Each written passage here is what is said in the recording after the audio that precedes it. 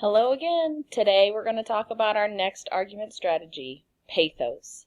Now yesterday we talked about ethos. We watched an OxyClean commercial that name dropped some pretty important washing machine brands in order to sell the washing machine detergent. They were relying on credibility, trust, likability. That was ethos. Today we're going to talk about our second strategy, and that is pathos. Now, the English words that we know are empathy, sympathy, and antipathy.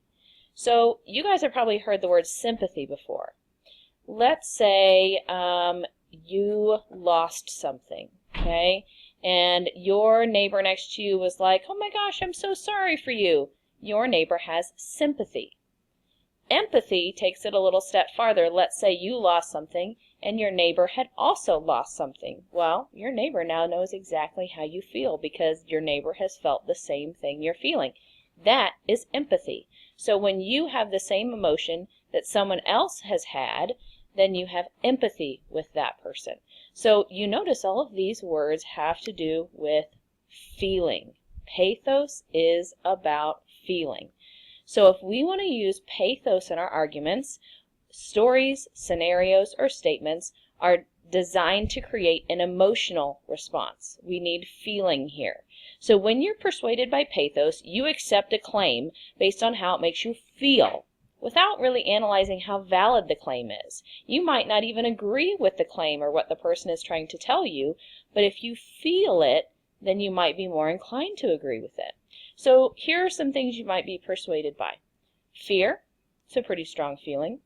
Love, patriotism, hatred, joy, humor, guilt, those are all feelings. Now, are there more? Of course there are, but those are just a couple. So the use of pathos can be extremely effective, but like we said earlier, it can also be very manipulative. It can make you agree with a claim even if you don't maybe in your head agree with it. You feel, and it gets your feelings, so you're more inclined to agree. So pathos is a very effective persuasive strategy because the audience may accept claims based on how it makes them feel rather than on actual factual data. So pathos is way more important in persuasive writing than it is in argument writing. One thing we need to keep in mind is we should use pathos and feelings and playing on people's emotions sparingly in argumentative writing, meaning we should not use it a lot. Can we use it? Absolutely, because it's super strong. But should we use it a lot? Probably not in argument. So let's take a look at pathos today. By the way, pathos is one of my favorites. So let's look here. My World War II buffs in the class here, you guys are going to get this. Let's take a look at this poster. This poster is from World War II.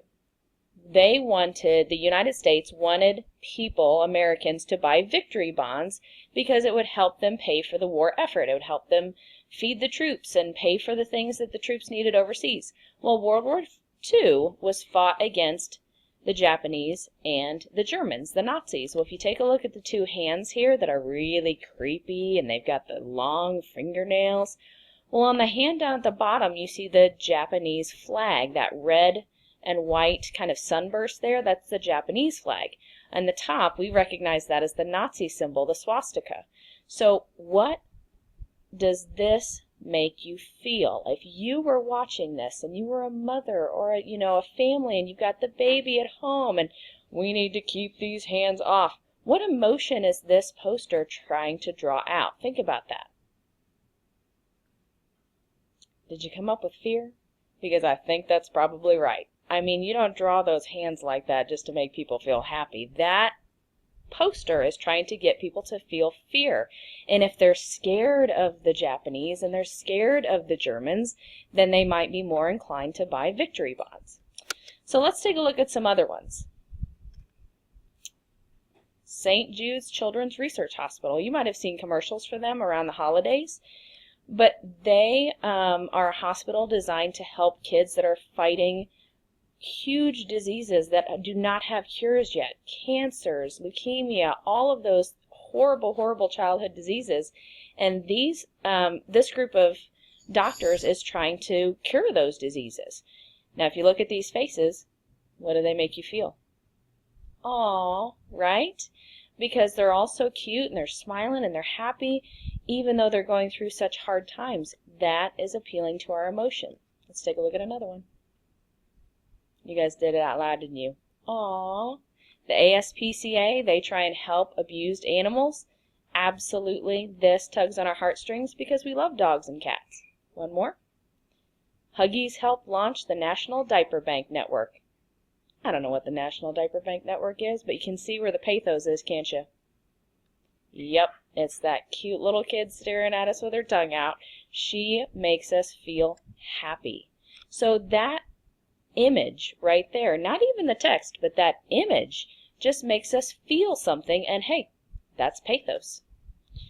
So both words and pictures can achieve pathos. So when we think about pathos, here are the questions we need to ask ourselves. 1, does the author or the speaker or the image or the video appeal to your emotions? 2, what feelings do you feel when reading the text, watching the video, looking at the image? And lastly, how did the writer establish or create a relationship with you? Because sometimes we can feel through that. So what I want you to do today is kind of similar to what I wanted you to do yesterday, because we need to get through these 3 argument strategies. So today you're going to watch a video, a commercial, that uses a lot of pathos, and I want you to talk about it on the discussion board. What did you feel, and when did you feel it? And what in the commercial made you feel that way? Was it the music in the background, or the images, or the words that you heard the speaker say? What made you feel what emotion? And then you're going to do a similar activity where I have some other commercials for you that you get to analyze, and then I'll let you find one because I know you have a funny commercial out there that has made you laugh. So I would love to see those. So good luck. Happy Pathos.